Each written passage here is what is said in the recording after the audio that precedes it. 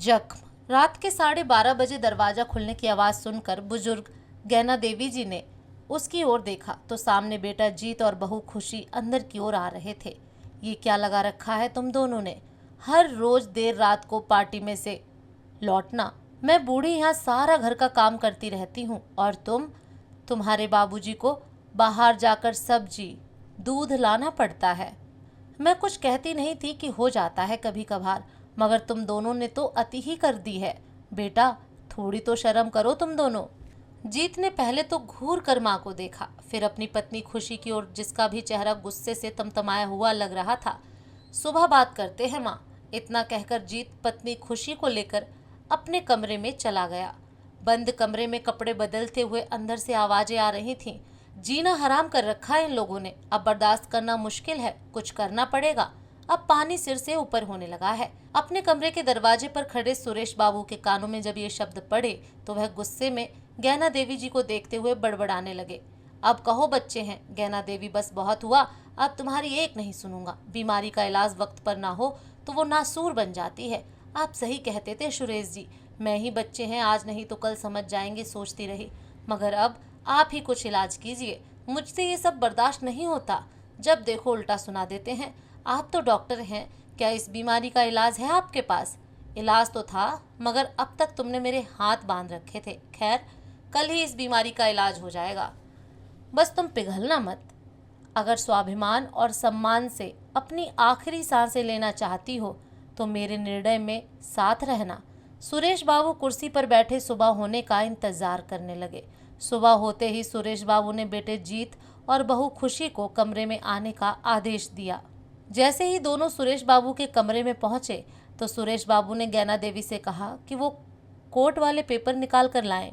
Papers? कैसे papers माँ? जीत ने पूछा तो वहीं खुशी ने तीखे लहजे में कहा, मुझे जिम जाने में देर हो रही है, जो कहना हो जल्दी कहिए, बस जरा सा वक्त बेटा। सुरेश बाबू उठे और स्वयं ही लॉकर से पेपर निकालते हुए बोले और फिर कुर्सी पर बैठकर चश्मा लगाकर पढ़ने लगे। ये कोर्ट के एग्रीमेंट पेपर हैं जीत। तुझे याद होगा तेरे 18वें जन्मदिन पर जब तूने सबसे महंगी वाली बाइक मांगी थी, तब मैंने तुझसे ये पेपर साइन करवाए थे और तूने मुस्कुराते हुए सहमति जताई थी। क्या है इन पेपर्स में? खुशी एकदम से सक्रिय हो उठी, जबकि जीत अभी तो सोच में ही था। इनमें लिखा है कि आजीवन जीत को अपने माँ बाप की देखभाल पूरे प्यार और सम्मान के साथ और ज़रूरत अनुसार हमारी सेवा इसी घर में रहते हुए करनी होगी, और शादी के बाद उसकी पत्नी को भी, और अगर किसी भी परिस्थिति में वह या उसकी पत्नी अपने इस फर्ज से मुंह मोड़ते हैं तो हमारी संपत्ति पर उनका कोई अधिकार नहीं रह जाएगा। और इतना ही नहीं, जीत को डॉक्टर बनाने में जो लाखों का खर्च हुआ हमारा, वो भी जीत को ब्याज के साथ चुकाकर यहाँ से पत्नी सहित चले जाना होगा। इतना पढ़कर सुरेश बाबू ने पेपर की फोटोकॉपी खुशी के हाथ में थमा दी और कहा, बेटा अभी जिम जाने में देरी हो रही थी ना तुम्हें, तो हो आओ जिम, फिर आराम से पढ़ लेना। खुशी के तो जैसे होश ही उड़ गए, मगर पापा जी, माँ जी, आप हमारे साथ ऐसा कैसे कर सकते हैं? मेरा मतलब हम कैसे इतना पैसा, और हम कहाँ जाएंगे? जीत थोड़ा हकलाते हुए बोला। रात को तो तुम कह रहे थे कि पानी सिर से ऊपर, कुछ करना पड़ेगा वगैरह वगैरह, अब क्या हुआ? पापा वो, जीत खुशी को देखकर बोला, हाँ पापा जी, हमें माफ़ कर दीजिए, वो हम बच्चों से गलती हो जाती है तो बड़े उन्हें माफ़ कर देते हैं, आप भी हमें माफ़ी।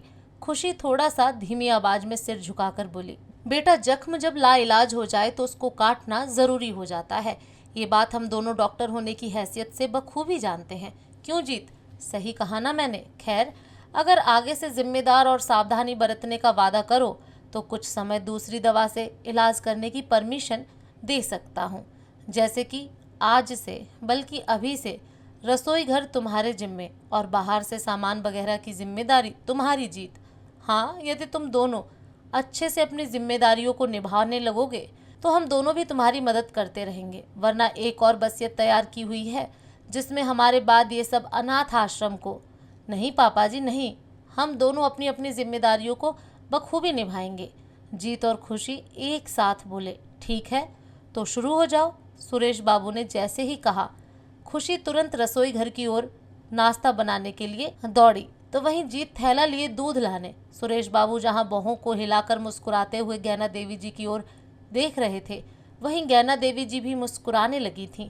आखिर देर से ही सही आज उन्हें बीमारी का सटीक इलाज जो मिल गया था।